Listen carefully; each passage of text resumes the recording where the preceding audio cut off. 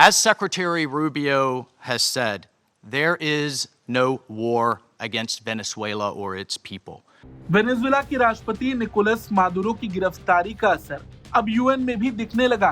संयुक्त राष्ट्र सुरक्षा परिषद में इस मुद्दे को लेकर जबरदस्त टकराव देखने को मिला। अमेरिका, रूस, चीन और लैटिन अमेरिकी देशों के बीच तीखी बहस हुई और माहौल भी काफी तनावपूर्ण नजर आया। मादुरो की गिरफ्तारी के बाद संयुक्त राष्ट्र सुरक्षा परिषद की एक आपात बैठक बुलाई। इस बैठक में अमेरिका ने खुद पर लगे सभी आरोपों को सख्ती से खारिज करते हुए कहा कि ये कोई युद्ध या सैन्य कार्रवाई नहीं थी।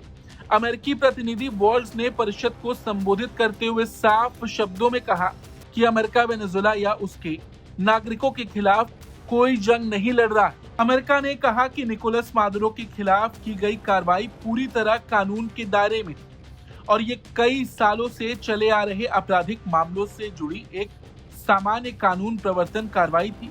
वॉल्स ने कहा कि इसे सैन्य हस्तक्षेप या आक्रमण बताना सरासर गलत है। हालांकि सुरक्षा परिषद के कई सदस्यों ने इस कार्रवाई को लेकर गंभीर चिंता जताई। कई देशों का मानना है कि किसी संप्रभु देश के मौजूदा राष्ट्रपति की गिरफ्तारी से न सिर्फ वेनेजुएला में अस्थिरता बढ़ सकती है, बल्कि पूरे लैटिन अमेरिकी क्षेत्र में हालात बिगड़ने का खतरा है। इस बैठक को बुलाने का अनुरोध कोलंबिया ने किया था।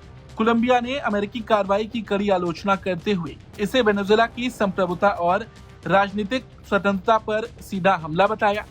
As Secretary Rubio has said, there is no war against Venezuela or its people. We are not occupying a country. This was a law enforcement operation in furtherance of lawful indictments that have existed for decades. The United States arrested a narco-trafficker who is now going to stand trial in the United States in accordance with the rule of law for the crimes he's committed against our people for 15 years. To reiterate, President Trump gave diplomacy a chance. He offered Maduro multiple off-ramps. The United States will not waver in our actions to protect Americans from the scourge of narco-terrorism and seeks peace, liberty, and justice for the great people of Venezuela. I thank you, Mr. President. संयुक्त राष्ट्र में Colombia की राजदूत Leonor ज़लाबाता torus ने कहा कि किसी भी हाल में एक तरफा ताकत के इस्तेमाल को सही नहीं ठहराया जा सकता। उन्होंने कहा इस तरह की कार्रवाई अंतर्राष्ट्रीय कानून और संयुक्त राष्ट्र चार्टर का गंभीर उल्लंघन है। इससे क्षेत्रीय शांति और स्थिरता को गहरा नुकसान पहुंच सकता है। वहीं रूस ने अमेरिका के खिलाफ सबसे तीखा रुख अपनाया। संयुक्त राष्ट्र में रूसी राजदूत ने आरोप लगाया कि अमेरिका ने वेनेजुएला के लोकतांत्रिक रूप से चुने गए राष्ट्रपति का अपहरण किया है।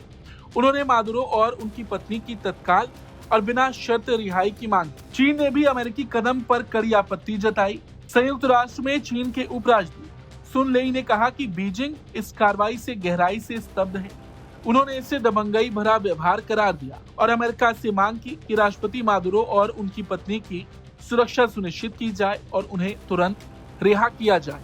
कुल मिलाकर मादुरो की गिरफ्तारी अब सिर्फ वेनेजुएला का मुद्दा नहीं रहा, बल्कि ये वैश्विक राजनीति में एक बड़े टकराव की वजह बनता जा रहा है। अब सवाल यही है कि आने वाले दिनों में ये विवाद किस दिशा में जाता है। Bureau report, Bharat.